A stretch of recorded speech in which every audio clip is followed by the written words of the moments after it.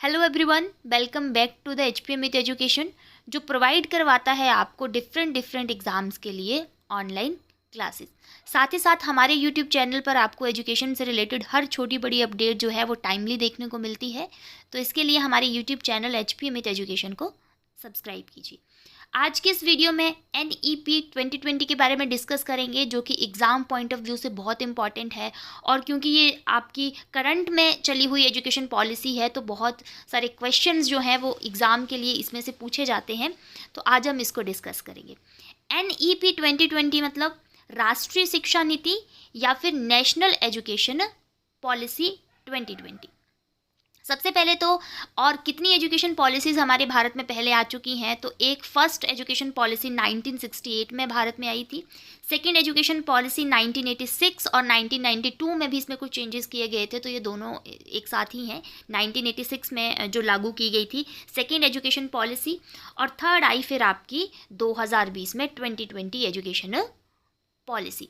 तो इसके नंबरिंग से रिलेटेड ही एक क्वेश्चन बन जाता है यहाँ पे कि अगर आपसे पूछा जाए कि ये जो आपकी एजुकेशन पॉलिसी है 2020, ये कौन से नंबर की एजुकेशन पॉलिसी है, तो आएगा थर्ड नंबर की।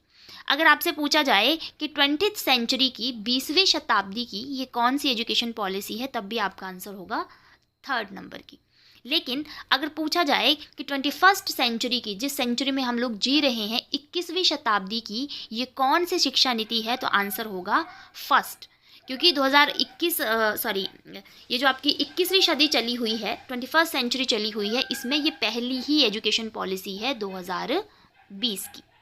नेक्स्ट आता है, इस एजुकेशन पॉलिसी के लिए कौन सी कमेटी बनी, कमेटी ने कब अपनी रिपोर्ट पेश की और कब जो है वो इसे मंजूरी मिली। तो डॉक्टर के कस्तूरी रंगन कमेटी का निर्माण जो है वो 2017 में किया गया था। इस कमेटी का नाम ही होगा डॉक्टर कस्तूरी रंगन कमेटी। डॉक्टर के कस्तूरी रंगन जी का जो पूरा नाम है वो है डॉक्टर कृष्ण स्वामी कस्तूरी रंगन। साथ ही साथ ये जो कस्तूरी रंगन थे, ये भारतीय अंतरिक्ष वैज्ञानिक थे और बाद में इनके ही अध्यक्षता में कमेटी बना दी जाती है, डॉक्टर के कस्तूरी रंगन कमेटी 2017 में, जो आगे चल कर के ये कमेटी अपनी रिपोर्ट देती है 31 मई 2019 को। और बाद में यूनियन कैबिनेट मतलब कि आपका जो केंद्रीय मंत्रिमंडल है वो 29 जुलाई 2020 को इसको मंजूरी दे देता है। मतलब कि 29 जुलाई 2020 को आपकी NEP 2020 जो है वो पास हो जाती है। नेक्स्ट आता है मेजर पॉइंट्स ऑफ NEP 2020। जो NEP है आपकी, उसके प्रमुख जो बिंदु हैं वो क्या क्या हैं। सबसे पहला तो ministry of human resources development, जो आपकी मिनिस्ट्री थी ह्यूमन रिसोर्स डेवलपमेंट, उसका नाम चेंज करके एजुकेशन मिनिस्ट्री रख दिया गया, शिक्षा मंत्रालय रख दिया गया। ये जो आपकी ministry of human resource development है, ये 1985 में बनाई गई थी और बाद में जाकर के NEP 2020 के द्वारा इसका नाम चेंज करके रख दिया जाएगा एजुकेशन मिनिस्ट्री या मिनिस्ट्री ऑफ एजुकेशन, शिक्षा मंत्रालय। तो ये सबसे मेन पॉइंट है। नेक्स्ट आता है, इसमें होलिस्टिक डेवलपमेंट यानी कि सर्वांगीण विकास की बात की गई है थ्रू एजुकेशन। इसमें बोला गया कि बच्चे का जो हमें होलिस्टिक डेवलपमेंट है, सर्वांगीण मतलब बच्चे के हर क्षेत्र का विकास जो है वो हमें करना है। अब होलिस्टिक डेवलपमेंट में क्या आता है, तो उसके लिए आपने PCSE याद रखना है कि सर्वांगीण विकास में क्या क्या चीज़ें आती है। सबसे पहले आता है बच्चे का फिजिकल डेवलपमेंट, बच्चे का शारीरिक विकास को देखना है। उसका कॉग्निटिव डेवलपमेंट करना, यानी कि उसका बौद्धिक संज्ञानात्मक विकास जिसे बोल सकते हैं, जो उसके दिमाग से जुड़ा होता है, उसके IQ के से जुड़ा होता है, उसकी इंटेलिजेंसी से जुड़ा होता है। ठीक है। सोशल डेवलपमेंट, बच्चे का सामाजिक विकास करना है। और E से आएगा इमोशनल डेवलपमेंट। जब इन चारों एरिया में एक साथ बच्चे का विकास होगा एजुकेशन के द्वारा, तो उसे बोला जाएगा होलिस्टिक डेवलपमेंट यानी कि सर्वांगीण विकास। तो इस चीज़ के बारे में भी बात की गई है NEP 2020 में। नेक्स्ट आता है reduction in curriculum and enhance critical thinking. तो इसमें बोला गया है कि पाठ्यक्रम में कमी करना और साथ में बच्चे का आलोचनात्मक सोच को बढ़ाना। जो इतना बड़ा करिकुलम एक बच्चे के लिए बना दिया गया है, जो कि एक साल में भी पढ़ा के ख़त्म नहीं होता। केवल एंड में तो होता है कि टीचर्स क्या करते हैं, एक साथ ही जो बचा हुआ सिलेबस होता है एक मंथ में उसको कवर करने की कोशिश करते हैं। तो उसमें एक टीचर भी पढ़ाने का काम करते हैं, मतलब ख़त्म करवाने का काम करते हैं, और बच्चा भी काम को ख़त्म करने का काम करता है, मतलब उसको रटने का काम करता है। ठीक है, तो ये भी NEP 2020 में बोला गया कि लेस करिकुलम रखना है, कम करिकुलर रखना है, करिकुलम रखना है, और कोर कॉन्सेप्ट्स को जो है वो उसमें डालना है, जो इम्पॉर्टेंट और जो मुख्य कॉन्सेप्ट्स हैं बच्चों को पढ़ाने के लिए वही करिकुलम में रखने हैं। ठीक है, साथ ही साथ में ऐसा करिकुलम बनाना है जिससे बच्चे की क्रिटिकल थिंकिंग जो है वो डेवलप हो, आलोचनात्मक चिंतन जो है, आलोचनात्मक सोच जो है वो बच्चे की बढ़े। जैसे कि कोई चीज़ ऐसी है तो क्यों है, गलत है तो क्यों है, सही है तो क्यों है, तो इस तरह से क्रिटिकल थिंकिंग को थ्रू करिकुलम डेवलप करना है। नेक्स्ट पॉइंट है development of 31st century skills. जो 21वीं शताब्दी के कौशल हैं, क्या क्या चीज़ें जो हैं वो बच्चे को 21वीं शताब्दी में चाहिए। ठीक है, तो CDP से आपने ये चीज़ याद रखनी है। C से क्रिटिकल थिंकिंग की जो स्किल होती है, मैंने कहा आलोचनात्मक चिंतन, पीछे ही आपको समझाया कि क्या होता है, कि कोई चीज़ घटित हो रही है या वो कोई चीज़ ऐसा काम कर रही है तो वो क्यों काम कर रही है, उसके पीछे का कारण क्या है। ठीक है, तो उसमें आलोचनात्मक क्रिटिकल तरीके से, गहन तरीके से उस पर चिंतन करना। ठीक है, तो ये 21st सेंचुरी की स्किल है, जो भी चीज़ आपको पढ़ाई जाए उसके ऊपर गहन चिंतन करना कि टीचर अगर ऐसा बता रहा है तो क्यों बता रहा है, क्या सच में ये चीज़ होती होगी।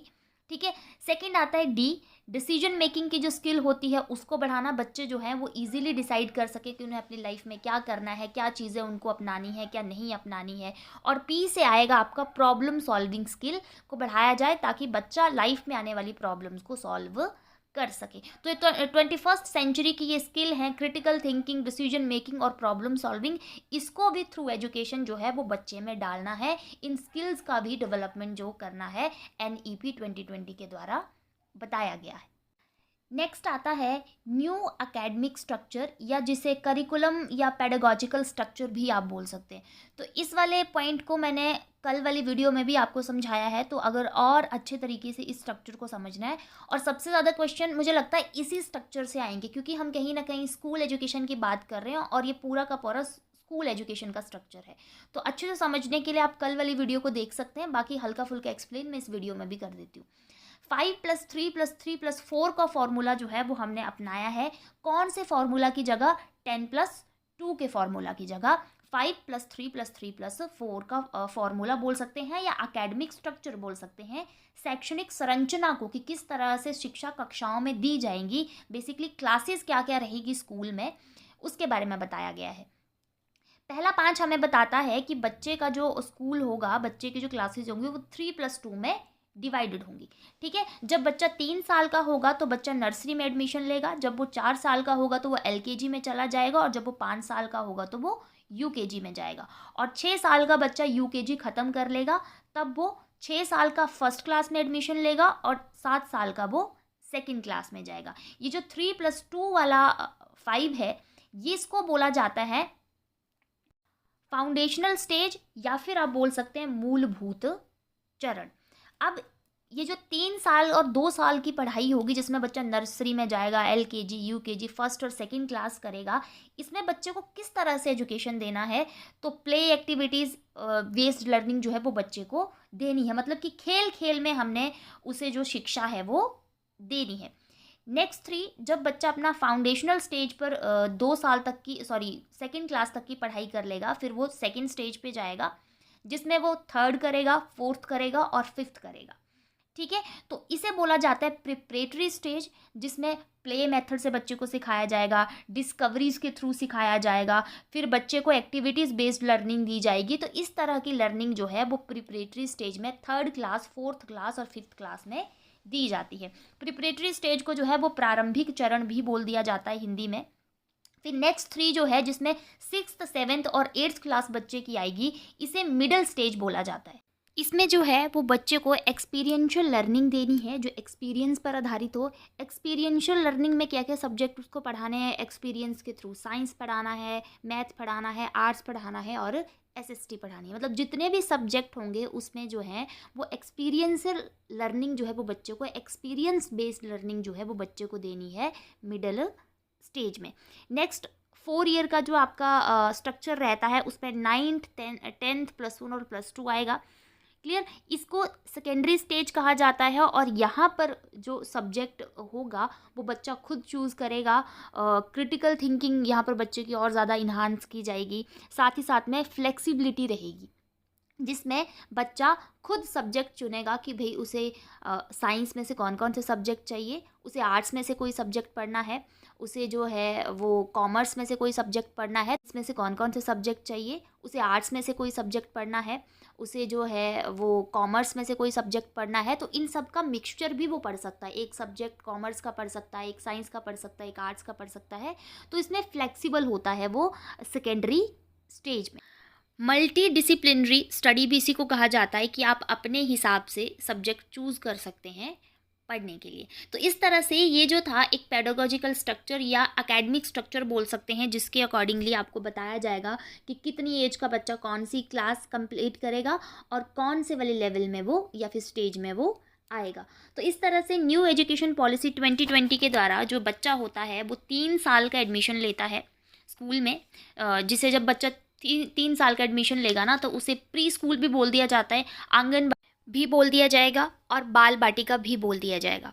इसके अलावा 5+3+3+4 में एक और चीज़ को ऐड किया गया जो कि लास्ट के 4 ईयर में आएगा, मतलब सेकेंडरी स्टेज में आएगा।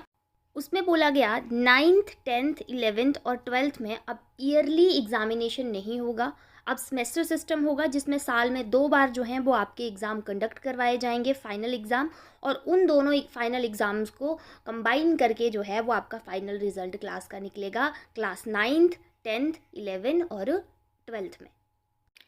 नेक्स्ट आता है 360 डिग्री असेसमेंट या चहुमुखी आंकलन। तो इस प्रकार की असेसमेंट की बात भी की गई एनपीई 2020 के द्वारा। 360 असेसमेंट मतलब कि उसके हर एक एरिया का आंकलन करना है, हर एक एरिया में उसने कितना डेवलपमेंट किया उस चीज़ का आंकलन करना है।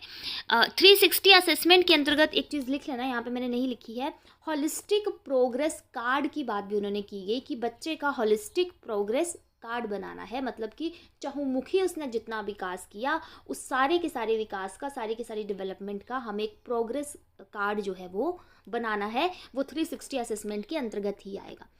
360 असेसमेंट मतलब कि बच्चे का सिर्फ स्टडी में असेसमेंट बच्चे को नहीं देना है, उसका आंकलन नहीं करना है, स्टडी के साथ साथ स्पोर्ट्स हो गया, ड्राइंग होगी, उसका बिहेवियर हो गया, कल्चर एक्टिविटीज़ होगी, singing, dancing, declamation, speaking, computer, logical, मतलब हर एक एरिया में बच्चे ने कितना जो है वो डेवलपमेंट किया उस सब चीज़ का आंकलन करना है 360 डिग्री असेसमेंट के द्वारा।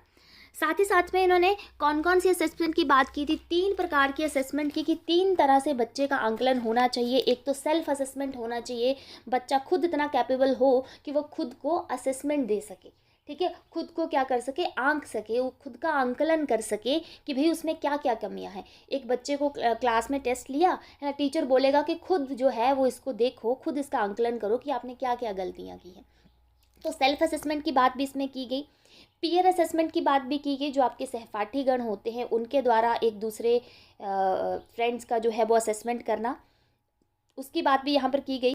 और सबसे एंड में आता है टीचर असेसमेंट, जो कि सबसे इम्पॉर्टेंट होता है कि एक टीचर जो है बच्चे का आंकलन करेगा, है ना, उसकी सारी की सारी प्रोग्रेस को जो है वो देखेगा, उसके प्रॉब्लम्स को डायग्नोज करेगा। तो टीचर असेसमेंट की बात भी यहाँ पर की गई थी। तो 3 प्रकार के असेसमेंट की बात की गई, सेल्फ असेसमेंट, पीयर असेसमेंट और टीचर असेसमेंट, ठीक है। साथ ही साथ इन्होंने कहा कि असेसमेंट के लिए हमें क्या चीज़ को अपनाना चाहिए, एसए टू एफए जाना है। अब ये एसए टू एफए क्या है, ये सुमेटिव असेसमेंट से हमें फॉर्मेटिव असेसमेंट की तरफ जाना है, ठीक है। अभी भी आपने देखा होगा कि क्लास 8वीं तक जो पुराने वाला सिस्टम था उसमें भी क्या किया जाता था कि बच्चों के टेस्ट लिए जाते थे। अगर आपका भी कोई बच्चा पढ़ता है 8वीं कक्षा के बीच में, पहली से लेकर के 8वीं तक के बीच में, तो आपको पता होगा कि उसके SA1 होते हैं, है ना, FA1 होता है, FA2, FA3, FA4, फिर SA1 और SA2 होता है 8th तक, अभी तक ये सिस्टम है, ठीक है। तो उसमें बोला गया है ये जो एसए होता है जिसे सुमेटिव असेसमेंट बोलते हैं, ये एक जजमेंट असेसमेंट होती है,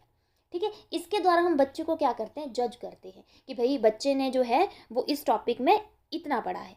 या फिर हम बोल सकते हैं कि जिस असेसमेंट के द्वारा हम बच्चे को क्या करते हैं, नंबर देते हैं कि भाई बच्चे ने 50 में से 45 मार्क्स लिए, बच्चे ने 50 में से 20 मार्क्स लिए, वो होती है आपकी सुमेटिव असेसमेंट, ठीक है। सुमेटिव असेसमेंट में जिस टॉपिक का आप एक बार असेसमेंट कर लेते हैं उसको दोबारा फिर आप ना ही पढ़ाते हैं ना ही उसका दोबारा से असेसमेंट करते हैं, वो मतलब वो सिलेबस जो है वो वहीं पर ही ख़त्म हो गया। ठीक है, फॉर्मेटिव असेसमेंट क्या होती है, जिसमें हम बच्चे का इम्प्रूवमेंट देखते हैं और उसकी प्रॉब्लम को डायग्नोज करते हैं। ठीक है, कि बच्चे ने क्या इम्प्रूव किया पहले से, ठीक है, और बच्चे की प्रॉब्लम्स को भी डायग्नोज करते हैं। तो यही उन्होंने बोला कि हमें सुमेटिव असेसमेंट से हमें फॉर्मेटिव असेसमेंट पर ज़्यादा ध्यान देना चाहिए। ठीक है, क्योंकि फॉर्मेटिव असेसमेंट जो होती है वो आपको छोटे छोटे टॉपिक्स की दी जाएगी। ठीक है, वही टॉपिक में देखा जाएगा कि बच्चे को कहाँ प्रॉब्लम आ रही है, फिर बच्चे को बाद में पढ़ाया जाता है और उस टॉपिक का दोबारा से सुमेटिव असेसमेंट में जो है वो टेस्ट लिया जाता है। ठीक है, तो ये बात की गई कि एसए से हमें एफए के ऊपर जो है वो जाना है 360 असेसमेंट के अंदर। नेक्स्ट आता है परख। तो ये परख क्या है, तो नॉर्मली हम बोलते हैं ना कि मैं तो इसको परख रहा था कि ये काम कैसे करता है ना, मैंने इसको ऐसे बताया था तो मैं तो इसको परख रहा था कि ये काम क्या मेरे बताए गए तरीके से करता है या नहीं करता है। तो परख भी कहीं ना कहीं बच्चे की असेसमेंट के साथ जुड़ा हुआ है, उसके एग्जामिनेशन के साथ जुड़ा हुआ है। ठीक है, तो परख जो है वो आप देख सकते हैं, एक समझ के लिए याद रख सकते हैं दिमाग में कि परख जो होता है वो एक एग्जामिनेशन और असेसमेंट बॉडी होती है जो बच्चे का परीक्षा दे लेती है और उसका आंकलन करती है। ठीक है, परख की फुल फॉर्म क्या है आपने ये भी याद रखना है। ठीक है, PARAKH, इसको आप इंग्लिश में ही याद रखना। ठीक है, P से परफॉर्मेंस, A से असेसमेंट, R से रिव्यू, A से एनालिसिस, K से नॉलेज और H से होलिस्टिक डेवलपमेंट। ठीक है, तो पूरी इसकी फुल फॉर्म बनती है performance assessment review analysis of knowledge for holistic development. Clear, तो परख का निर्माण ही इसलिए किया गया, ये एक एग्जामिनेशन और असेसमेंट बॉडी है जो बच्चे के एग्जाम और उसका आंकलन करती है। नेक्स्ट आता है NCPFECCE का निर्माण करना। अब ये इतनी लंबी चौड़ी शॉर्ट फॉर्म है किस चीज़ की, ठीक है, तो इसका फुल फॉर्म है national curricular and pedagogical framework for early childhood care and education. ठीक है, इसका जो निर्माण था वो NCERT के द्वारा किया गया था। आपने पहली बात तो ये याद रखनी है, ये क्या है, क्यों है, किस लिए है, इसको जानने से पहले इसका निर्माण किसने किया था, तो वो किया था NCERT ने। ठीक है, सेकेंड चीज़ आपको याद रखनी है कि ये है क्या, तो national curricular and pedagogical framework मतलब राष्ट्रीय स्तर पर पाठ्यक्रम और शैक्षणिक रूपरेखा कैसी होगी, कैसा पाठ्यक्रम बनाया जाएगा, क्या क्या शैक्षणिक चीज़ों को ऐड किया जाएगा, किसके लिए, for early childhood care and education. Early childhood जो प्रारंभिक बाल्यावस्था के बच्चे हैं उनको किस तरह से केयर और एजुकेशन देना है, उसका फ्रेमवर्क यानी कि उसकी शैक्षणिक रूपरेखा और पाठ्यक्रम कौन तैयार करेगा, ये वाली पूरी की पूरी जिसका निर्माण किया जाएगा NCPFECCE। अब नेक्स्ट आता है कि स्कूल में इसमें कौन कौन से लोग आते हैं। ठीक है, ये जो आपका early childhood care and education है, नीचे भी मैंने अलग से लिखा ECCE, इसका मतलब क्या है, early childhood care and education मतलब प्रारंभिक देखभाल और शिक्षा, प्रारंभिक बच्चों के लिए। इसमें कौन से एज ग्रुप के बच्चों की बात की गई थी, तो इसमें जो स्कूल में तीसरी क्लास में बच्चा एंटर हुआ ना और 8वीं क्लास तक जिसने दूसरी कक्षा पास कर ली, उन बच्चों की बात की गई थी कि भाई ECCE में के अंतर्गत जो बच्चे आते हैं, nursery, LKG, UKG, first standard और सेकेंड स्टैंडर्ड के जो बच्चे आते हैं उनके लिए करिकुलम बनाना है, उनके लिए पेडागोजिकल फ्रेमवर्क जो है वो करना है। ठीक है, तो NCPFECCE ने 2 तरह से काम करेगी, एक तो 3 से 6 ईयर और दूसरा करेगी 7 to 8 ईयर। ठीक है, 3 से 6 ईयर को मैंने पहले भी कहा कि बाल बाटिका ये पूर्व विद्यालय शिक्षा बोला जाएगा और 7वीं से 8वीं की जो शिक्षा होगी वो विद्यालय शिक्षा रहेगी। ठीक है, साथ ही साथ में एक और चीज़ बोली गई, ECCE के द्वारा आदिवासी क्षेत्रों में शिक्षा देने के लिए आश्रमशालाएं खोली गई। ये भी बहुत इंपॉर्टेंट क्वेश्चन बनता है कि ये जो अर्ली चाइल्डहुड केयर और एजुकेशन है इसमें बोला गया कि हर बच्चे को, ठीक है, चाहे वो जैसा भी बच्चा हो, उसको स्कूल में एंट्री करवानी है, उसके लिए केयर और एजुकेशन जो है वो प्रोवाइड करवानी है। तो सबसे ज़्यादा पिछड़ा हुआ एरिया कौन रहता था, जो आदिवासी ट्राइबल एरिया जो होता था। तो इसके अंतर्गत ये भी बोला गया कि ट्राइबल एरिया में उनके लिए अलग से आश्रमशालाएं खोली जाएंगी जहाँ पर आदिवासियों के बच्चे भी जो हैं वो प्रारंभिक शिक्षा में भाग ले सके। नेक्स्ट आता है and foundational literacy and numeracy, बुनियादी साक्षरता एवं संख्या ज्ञान। ठीक है, तो इसको जो है, इस मिशन को नाम दिया गया बुनियादी साक्षरता एवं संख्या ज्ञान, यानी कि फाउंडेशनल लिटरेसी एंड न्यूमेरेसी को जो है वो कौन से मिशन का नाम दिया गया? अर्जेंट मिशन का नाम दिया गया। ठीक है, बुनियादी साक्षरता एवं संख्या ज्ञान यानी कि फाउंडेशनल लिटरेसी एंड न्यूमेरेसी को जो है वो कौन से मिशन का नाम दिया गया? अर्जेंट मिशन का नाम दिया गया। ठीक है, तो आपने याद रखना कि NEP 2020 के अनुसार अर्जेंट मिशन क्या था?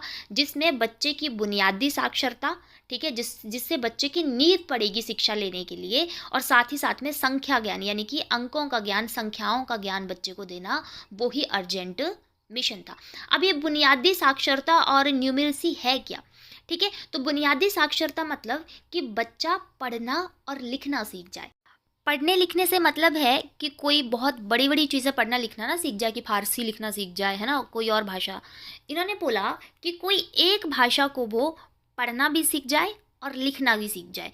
भाषा के जो अक्षर हैं, ठीक है, उन अक्षरों को जोड़कर शब्द बनाना और शब्दों को जोड़ करके वाक्य बनाना, वाक्य को पढ़कर उसकी समझ प्राप्त करना जो है वो बच्चा सीख जाए, कि बच्चा जो लिख रहा है वो क्या लिख रहा है उसको ये भी समझ में आए।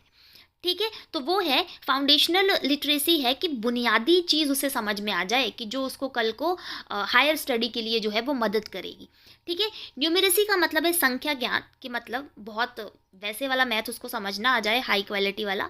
ठीक है, लेकिन उसको एटलीस्ट प्लस माइनस डिवाइड और मल्टीप्लाई क्या होता है वो समझ में आ जाए। ठीक है, संख्या ज्ञान समझ में आ जाए, उससे जब बोला जाए कि भाई 13 और 30 में क्या डिफरेंस है, वो दोनों को एक ही ना समझे, 14 और 40 में क्या डिफरेंस है। ठीक है, साथ ही साथ अंकों को जोड़ना, माइनस करना, ठीक है, भाग करना, गुणा करना, ये भी उसमें आ जाए। बुनियादी फाउंडेशनल तरीके से, बुनियादी तरीके से, बहुत गहन ज्ञान नहीं देना है। ठीक है, अब देखो ये कौन से स्टेज के लिए बोला गया, क्या जोड़ा गया है? फाउंडेशनल लिटरेसी एंड न्यूमेरेसी, मतलब कि फाउंडेशनल स्टेज। कौन सी वाली स्टेज? फाउंडेशनल स्टेज, जो हमने की थी ना उसमें 5+3+3+4 वाले में की थी, कि पहले 5 जो हैं वो फाउंडेशनल स्टेज कहलाएंगे। ठीक है, तो इसमें भी यही बोला गया कि जो पहले फाउंडेशनल स्टेज में बच्चे आते हैं, nursery, LKG, UKG, first class और सेकेंड क्लास के बच्चे आते हैं, एटलीस्ट उन्हें थोड़ी सी बुनियादी साक्षरता और साथ ही साथ में न्यूमेरेसी सिखा दी जाए, ताकि आगे की क्लासेस में उन्हें जो है वो और ज़्यादा हायर स्टडी के लिए जो है वो मदद मिले। ठीक है, तो उसके लिए चलाया गया था, ये फाउंडेशनल स्टेज के लिए चलाया गया फाउंडेशनल लिटरेसी एंड न्यूमेरेसी। ठीक है, नेक्स्ट आता है दीक्षा पोर्टल। अब ये दीक्षा पोर्टल क्या था? तो ये भी इसी के अंतर्गत खोला गया था। बेसिकली NCERT के द्वारा ये पोर्टल चलाया गया था, और मैं आपको एक बार सजेशन दूंगी कि प्लीज़ इस पोर्टल को खुद जा कर के जो है वो एक बार यूज़ करो, आपको और ज़्यादा समझ में आएगा कि ये क्या है। ठीक है, तो दीक्षा पोर्टल जो था वो NCERT के द्वारा चलाया गया था। इसकी फुल फॉर्म है digital infrastructure for knowledge sharing. ये क्या है? डिजिटल इंफ्रास्ट्रक्चर है, ठीक है, जो कि नॉलेज को शेयर करता है कि बच्चों को कैसे, क्या, कब, क्यों पढ़ाना चाहिए। ठीक है, उसके लिए इसमें फाउंडेशनल स्टेज के बच्चों के लिए भी है, ये आपके प्रिपरेटरी स्टेज वालों के लिए भी है, मिडिल वालों के लिए भी है, और सेकेंडरी स्टेज वालों के लिए भी है। ठीक है, फिर नेक्स्ट आता है निपुण भारत कार्यक्रम 2021। ठीक है, NEP 2020 में बोला गया कि एक निपुण भारत कार्यक्रम चलाया जाएगा 2021 में। तो आपसे अगर पूछा जाए कि निपुण भारत कार्यक्रम कब चलाया गया, तो वो चलाया गया 2021 में। लेकिन इसे चलाने की बात कब की गई थी? 2020 में। अब निपुण भारत कार्यक्रम क्या था? तो इसकी फुल फॉर्म है national initiative for proficiency in reading with understanding and numeracy. तो इसका मतलब क्या है? एक नेशनल इनिशिएटिव है, मतलब कि राष्ट्रीय पहल है, जिसके द्वारा बच्चों में समझ के साथ पढ़ने, बच्चों को समझ में आए, अंडरस्टैंड करे कि वो क्या पढ़ रहा है। ठीक है, क्या करे? पढ़ने को समझे और साथ ही साथ अंक गणित, जो उसकी न्यूमेरेसी है, जो संख्या ज्ञान हमने किया, उसमें भी वो कुशलता प्राप्त करे। उसके लिए ये इनिशिएटिव चलाया गया, national initiative for proficiency in reading with understanding and numeracy. 2021 में ये कार्यक्रम चलाया गया और इसका लक्ष्य जो है वो 2026 और 27 में जो है प्राप्त करने की बात की गई है कि जो हमारे फाउंडेशनल स्टेज के बच्चे हैं, एटलीस्ट लिटरेसी और न्यूमेरेसी का नॉलेज जो है वो 2025 से 26 तक हम हर एक फाउंडेशनल स्टेज के बच्चे को दे देंगे। तो उसके लिए चलाया गया निपुण कार्यक्रम था। और दीक्षा क्या है, ये एक पोर्टल है। नेक्स्ट पॉइंट आता है ड्रॉप आउट रेट को कम करना। जो ड्रॉप आउट्स मतलब कि जो बच्चे स्कूल छोड़कर चले जाते हैं, ठीक है। इन्होंने NEP 2020 वालों ने अपना एक डाटा भी शेयर किया जिसमें बोला गया कि ज़्यादातर बच्चे जो है ना वो 9th 10th या 8th के बाद जो हैं वो ड्रॉप आउट करते हैं, छोड़ के चले जाते हैं, ठीक है। वैसे स्टार्टिंग में पिछले वाली जो आपकी नेशनल पॉलिसीज़ थी उनमें बोला गया कि बच्चे प्राइमरी से ही ड्रॉप आउट कर जाते हैं, वापस चले जाते हैं, मतलब हट जाते हैं स्कूल में से पढ़ना, ठीक है। लेकिन अभी जो इन्होंने डाटा शेयर किया है उसमें बताया गया है कि जो आपके हायर क्लासेस के बच्चे हैं, जैसे 9th 10th 11th 12th, उन क्लासेस के बच्चे जो हैं वो ज़्यादातर ड्रॉप आउट हो रहे हैं। तो उन बच्चों को कैसे फिर से एजुकेशन के साथ जोड़ा जाए उसके लिए भी उन्होंने बात की है। साथ ही साथ में सबसे पहले तो उन्होंने एक टारगेट रखा है कि 2030 तक हम क्या करेंगे, 100% नामांकन करेंगे, नर्सरी से लेकर के 12th तक। पीछे की जो आपकी पॉलिसीज़ थी उनमें 100% इनरोलमेंट की बात की गई थी प्राइमरी एजुकेशन में, लेकिन जब ये जो न्यू एजुकेशन पॉलिसी आई है इसमें बोला गया कि नर्सरी से लेकर के 12th तक हम क्या करेंगे, 100% इनरोलमेंट दिखाएंगे, करेंगे 2030 तक। मतलब हर बच्चे को जो है वो नर्सरी से लेकर के +2 तक की एजुकेशन देंगे, ये हमारा टारगेट है 2030 तक, ड्रॉप आउट रेट को कम क्या ख़त्म ही करने के लिए, ठीक है। साथ ही साथ इसमें अडल्ट एजुकेशन की भी बात की गई, क्लियर। फिर हॉस्टल्स बनाने की बात की गई, क्लियर। तो इस तरह से बहुत सी चीज़ें जो हैं वो ड्रॉप आउट को कम करने के लिए या फिर ख़त्म करने के लिए इस वाली पॉलिसी में की गई थी। नेक्स्ट पॉइंट आता है NETF की स्थापना, ठीक है। अब NETF क्या है, तो इसकी फुल फॉर्म है नेशनल एजुकेशनल टेक्नोलॉजी फोरम, ठीक है। राष्ट्रीय स्तर पर शिक्षा की जो नई नई तकनीकें आ रही हैं उनको डिस्कस करने के लिए, फोरम का मतलब होता है मंच, तो वो था NETF, national educational technology forum. राष्ट्रीय स्तर पर शिक्षा की नई नई तकनीकों के बारे में बातचीत करने के लिए, डिस्कशन करने के लिए जो है वो ये फोरम यानी कि मंच बनाया गया, ठीक है। ये एक ऑटोनॉमस बॉडी थी, ठीक है। इसका किसी के साथ ऐसा कुछ था नहीं रिलेशन, ये ऑटोनॉमस थी, स्वतंत्र एक निकाय था जिसमें आप आकर के बात कर सकते हैं, अपने पॉइंट ऑफ व्यू दे सकते हैं कि किस तरह से हम टेक्नोलॉजी का और ज़्यादा यूज़ कर सकते हैं, कौन कौन सी ऐसी एप्लीकेशंस हैं जिनसे हम ऑनलाइन क्लासेस को और बेहतर बना सकते हैं, या फिर और कोई आपके पास आइडियाज़ हैं जिनसे ऑनलाइन क्लासेस को या कंप्यूटर के थ्रू एजुकेशन को जो है वो और बढ़िया बनाया जा सकता है। तो उसके बारे में आप यहाँ पर जा करके डिस्कशन कर सकते हैं। ओपन डिस्कशन करना न्यू टेक्नोलॉजी से संबंधित, तो ये मैंने आपको बता दिया। NETF का मतलब है नेशनल एजुकेशनल टेक्नोलॉजी फोरम। फिर नेक्स्ट आता है vocational integration from class 6th onward, ठीक है। कि वोकेशनल कोर्सेज जो हैं, जो व्यावसायिकी शिक्षा है, वो क्लास 6th से ही शुरू कर दी जाएगी। तो ये भी न्यू एजुकेशन पॉलिसी में बोला गया। इसमें और चीज़ बोला गया कि एक तो वोकेशनल कोर्सेज जो हैं, वोकेशनल की जो क्लासेस दी जाएंगी वो ऑनलाइन मोड पे भी दी जाएंगी, ठीक है। जैसे होता है ना कि अगर जब ऑनलाइन क्लासेस चलती है तो मेन सब्जेक्ट का मटेरियल प्रोवाइड करवाया जाता है ऑनलाइन, और वोकेशनल चीज़ों को छोड़ दिया जाता है।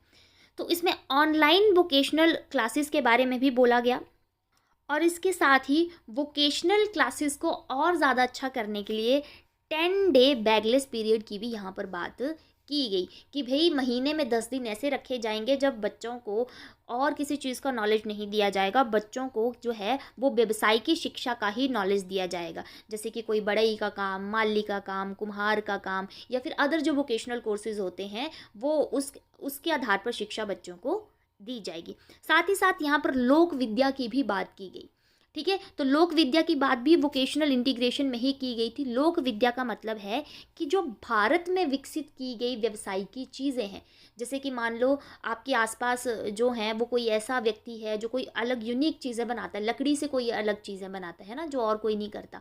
ठीक है। तो उनका नॉलेज जो लोगों के द्वारा, लोकल लोगों के द्वारा जो व्यवसायिकी तकनीकें हैं, उनके बारे में भी बच्चों को बताना लोक विद्या के अंतर्गत। तो ये कुछ वोकेशनल इंटीग्रेशन था। नेक्स्ट आता है जीडीपी।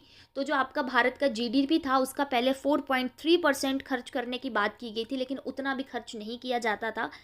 लेकिन अब नेशनल एजुकेशन पॉलिसी 2020 के द्वारा जो है वो कुल जीडीपी का 6% जो है वो एजुकेशन के ऊपर खर्च करने की बात की गई है। तो ये परसेंटेज भी आपने याद रखनी है कि 2020 में कितने % जीडीपी का हिस्सा जो है वो एजुकेशन पे खर्च करने की बात की गई है, 6%।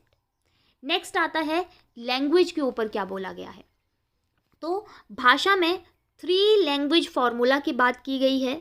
अब ये 3 लैंग्वेज फार्मूला क्या है, ये पहले की जो एजुकेशन पॉलिसीज़ थी उसमें भी अपनाया गया था। ठीक है। और आपकी जो न्यू एजुकेशन पॉलिसी है, ये नेशनल एजुकेशन पॉलिसी 2020, इसमें भी 3 लैंग्वेज फार्मूला की बात की गई है। ठीक है। फर्स्ट लैंग्वेज, सेकेंड लैंग्वेज और थर्ड लैंग्वेज। क्लियर। तो पहला क्या बोला गया, फर्स्ट लैंग्वेज क्या रहेगी, मदर टंग रहेगी, रीजनल लैंग्वेज रहेगी। ठीक है। बच्चे को मदर टंग में और उसके रीजनल, उसकी मातृभाषा में और क्षेत्रीय भाषा में उसको नॉलेज देना है। ठीक है। सेकंड आ जाता है हिंदी, इंग्लिश या अदर कोई मॉडर्न लैंग्वेज। ठीक है। ये तो हिंदी होगी, इंग्लिश होगी या अदर कोई मॉडर्न लैंग्वेज होगी। ठीक है। थर्ड आता है इंग्लिश या अदर कोई मॉडर्न इंडियन लैंग्वेज। ठीक है।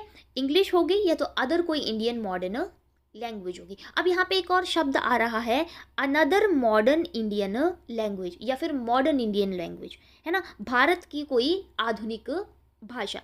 तो भारत की आधुनिक भाषा कौन है। ठीक है। तो हमारे कॉन्स्टिट्यूशन में जो 22 भाषाएं दी गई हैं, उनमें से 21 भाषाओं को बोला जाता है मॉडर्न इंडियन लैंग्वेज। ठीक है। अब 21 भाषाएं क्यों, 22 भाषाएं क्यों नहीं है, तो 22वीं भाषा जो होती है वो आती है उनमें से एक संस्कृत। तो संस्कृत हमारी आधुनिक भाषा नहीं है, ये हमारी एंशियंट लैंग्वेज है, ये हमारी प्राचीन भाषा है।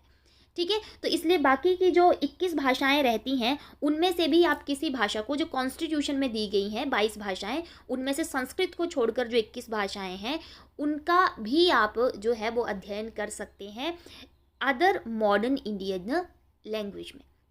इसके अलावा संस्कृत को ऑप्शनल रखा गया कि अगर बच्चा चाहे तो किसी भी लेवल पर संस्कृत को जो है वो पढ़ सकता है। अगर वो पढ़ना चाहता है तो संस्कृत को क्या रखा गया, ऑप्शन पे रखा गया कि अगर पढ़ना चाहे तो बच्चा पढ़ सकता है। इसके अलावा मल्टीलिंगुअल की भी बात यहाँ पर की गई, यानी कि बहुभाषिता की भी यहाँ पे बात की गई कि अगर क्लास में टीचर किसी कॉन्सेप्ट को पढ़ाने के लिए अलग अलग भाषाओं का सहारा लेना चाहता है या अलग अलग भाषा में किसी चीज़ को पढ़ाना चाहता है तो वो पढ़ा सकता है। जैसे कि आपने देखा होगा कि एक बार क्लास में 2 मीडियम साथ में चल रहे होते तो हिंदी और इंग्लिश को एक साथ में पढ़ा देते हैं, है ना, या हिंदी या इंग्लिश के अलावा जो उनकी लोकल या रीजनल लैंग्वेज होती है उसमें भी समझाने की कोशिश की जाती है। ठीक है। तो बहुभाषा का प्रयोग भी कक्षा में किया जा सकता है। और साथ ही साथ इंडियन साइन लैंग्वेज की बात भी की गई कि इंडिया की जो साइन लैंग्वेज है उसका यूज़ भी किया जाएगा अकॉर्डिंग टू NEP 2020 के द्वारा। नेक्स्ट आता है socially and economically disadvantaged group. ठीक है। SEDG की भी बात यहाँ पर की गई, मतलब सामाजिक और आर्थिक रूप से जो वंचित समूह हैं उनके बच्चों की शिक्षा के बारे में भी यहाँ पर बात की गई है। ठीक है। अब सामाजिक और आर्थिक रूप से वंचित या पिछड़े हुए समूह कौन कौन से आ जाते हैं, तो समाज की अगर बात करें तो समाज में जेंडर के आधार पर भी जो है वो पिछड़ापन पाया जाता है, जैसे लड़का हो गया, लड़की हो गया या थर्ड जेंडर हो गया। ठीक है। गाँव का बच्चा, शहर का बच्चा, इसमें भी सामाजिक आधार पर जो है वो वंचित रह जाते हैं। ठीक है। फिर किसी भाषा के आधार पर आ गया, जाति, धर्म, है ना, अमीर गरीब, कोई भौगोलिक क्षेत्र का आ गया, है ना, ज्योग्राफिकल एरिया आ गया कि कोई बहुत रिमोट एरिया में रहता है जहाँ पे इजीली नहीं पहुँचा जाता है ना, एजुकेशन वहाँ पे इजीली नहीं पहुँचा पाते, सिग्नल वहाँ पे नहीं होता तो ऑनलाइन क्लासेस नहीं चलती हैं। तो ऐसे में जो डिसएडवांटेज ग्रुप हैं, जो वंचित ग्रुप हैं, उनके लिए शिक्षा का प्रावधान भी किया गया है। साथ ही साथ यहाँ में डिसेबिलिटीज़ वाले बच्चे जो होते हैं, अक्षमताओं वाले बच्चे जो होते हैं, जैसे किसी को दिखाई नहीं देता, कोई लंगड़ा है ना, किसी के कान नहीं है, किसी के हाथ नहीं है। ठीक है। तो इस तरह से ऐसे वाले बच्चों के लिए भी एजुकेशन की बात यहाँ पर की गई है। सबसे पहली बात तो यहाँ पर ये की गई कि ऐसे बच्चों में जो टीचर और स्टूडेंट का रेशियो रहेगा वो 25:1 रहेगा, 25:1 रहेगा। ऐसे बच्चे जो सोशली और इकोनॉमिकली डिसएडवांटेज्ड हैं, ठीक है, ऐसे ग्रुप से आते हैं, वैसे बच्चों को पढ़ाने के लिए 25 बच्चों पर एक टीचर जो है वो अपॉइंट किया जाएगा। ठीक है, साथ ही साथ में अगर इसी के साथ में साधारण बच्चों के लिए जोड़ दें तो 30 बच्चों पर एक टीचर होगा जो साधारण क्लासेस को पढ़ाएगा। लेकिन ऐसे बच्चों को पढ़ाने के लिए जो सोशली और इकोनॉमिकली डिसएडवांटेज बच्चों को पढ़ाते हैं, उन्हें 25 के ऊपर एक टीचर वहाँ पर प्रोवाइड करवाना होगा। साथ ही साथ में जो है वो जेंडर इंक्लूसिव फंड की भी बात की गई है यहाँ पर, है ना। अलग अलग स्कूल्स में जो है वहाँ पर जैसे जेंडर के आधार पर एजुकेशन देनी है तो बाल विद्यालय, बालिका विद्यालय खोलने की, लड़कों के लिए अलग, लड़कियों के लिए अलग जो है वो स्कूल खोलने की बात भी इसी वाली चीज़ में की गई है। तो SEDG का जब भी आपका फुल फॉर्म आएगा तो वो होगा socially and economically disadvantaged group.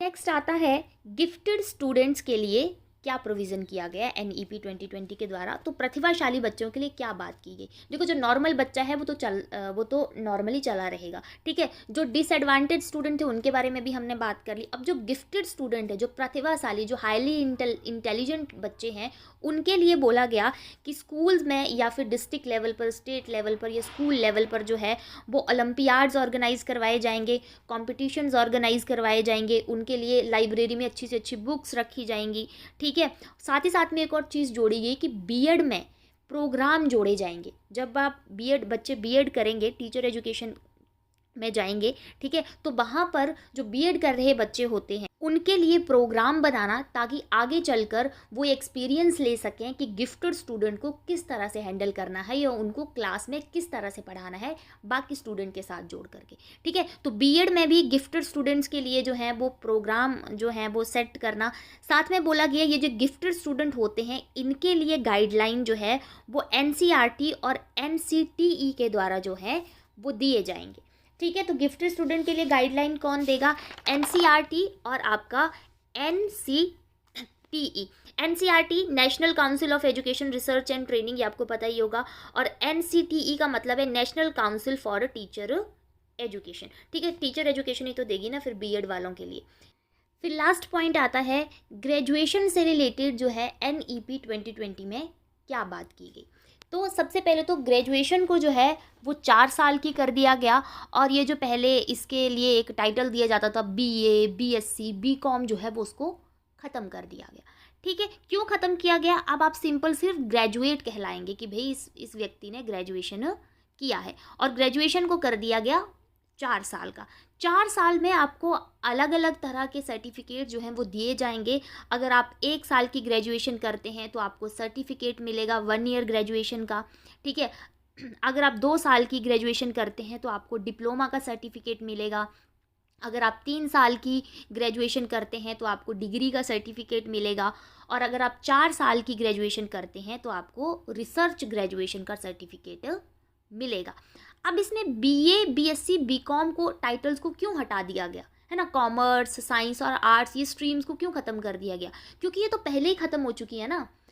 जो हमने सेकेंडरी स्टेज में 9th, 10th, 11th और 12th में देखा था कि यहाँ पर बच्चे अपनी मर्जी से कोई भी सब्जेक्ट चूज़ कर रहे हैं और पढ़ रहे हैं, 9वीं से लेकर के 12वीं तक। अगर उसे हिस्ट्री पसंद है तो वो हिस्ट्री पढ़ रहा है, अगर उसको साइंस में बायो पसंद है तो वो बायो पढ़ रहा है, कॉमर्स में उसको अकाउंट पसंद है तो वो अकाउंट पढ़ रहा है, ठीक है। ऐसा नहीं कि किसी एक स्ट्रीम में जाना है। तो जब स्कूल एजुकेशन से ही 9th, 10th, 11th, 12th से ही ये सारे के सारे स्ट्रीम ख़त्म हो गए, तो आगे ग्रेजुएशन में भी ये स्ट्रीम ख़त्म हो जाएंगे, ठीक है। अब आप सिंपल कहलाएंगे। 1 ईयर की ग्रेजुएशन करेंगे तो आपको सर्टिफिकेट ग्रेजुएशन कहलाएगी आपकी, 2 ईयर की करेंगे तो डिप्लोमा, 3 ईयर की करेंगे तो डिग्री, 4 ईयर करेंगे तो रिसर्च, ठीक है। एक और इम्पॉर्टेंट चीज़ यहाँ पर बोली गई कि ग्रेजुएशन में आपको री एंट्री का प्रावधान मिलेगा।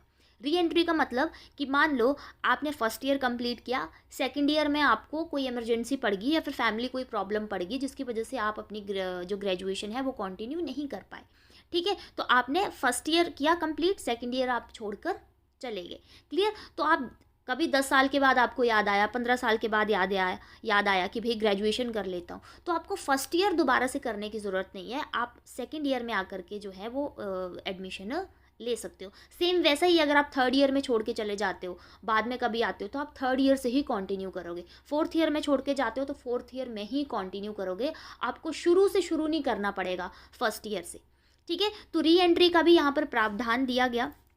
सेकेंड आता है यहाँ पर पोस्ट ग्रेजुएशन भी 1 से 2 साल की कर दी, ठीक है। 1 से 2 साल मतलब कि जिन्होंने 3 साल की ग्रेजुएशन की है, जिनके पास डिग्री का सर्टिफिकेट है, उनको 2 साल की पोस्ट ग्रेजुएशन करनी पड़ेगी, पीजी करनी पड़ेगी। और जिसके पास रिसर्च ग्रेजुएशन का सर्टिफिकेट है, उसे 1 साल की पीजी जो है वो करने को मिलेगी। मतलब टाइम सेम ही लगेगा, डिग्री करके आओगे तो 2 साल तब भी 5 साल लगेंगे, 4 साल में रिसर्च करके आओगे 1 साल तब भी 5 साल लगेंगे। लेकिन ये आगे पीजी के लिए प्रावधान किया गया। पीजी में भी जो एमए होती थी, है ना, एमकॉम होती थी, एमएससी होती थी, ये टाइटल्स ख़त्म कर दिए, सिर्फ एक ही एक रहा, पोस्ट ग्रेजुएशन। अब आप जिस भी सब्जेक्ट के पोस्ट ग्रेजुएशन करेंगे वो आपकी पीजी कहलाएगी। एमए, एमफिल और एमएससी ख़त्म हो गई, एमकॉम सॉरी, ठीक है। साथ ही साथ में टाइटल्स खत्म हुए, वो खत्म नहीं हुए, सिर्फ टाइटल खत्म हुए। वो एमकॉम का टाइटल खत्म हो गया, एमएससी का और एमए का। नेक्स्ट आता है एमफिल कोर्स को जो है वो ख़त्म कर दिया गया। जो एमफिल कोर्स होता था उसे NEP 2020 के द्वारा जो है वो ख़त्म कर दिया गया। So that's it for today's video. अगर आज का वीडियो आपको अच्छा लगा हो तो वीडियो को लाइक कीजिएगा, वीडियो को शेयर कीजिएगा, वीडियो के नीचे कमेंट कीजिएगा। और इसी तरह की इन्फॉर्मेटिव वीडियोस को देखने के लिए हमारे चैनल HP अमित एजुकेशन को सब्सक्राइब कीजिएगा।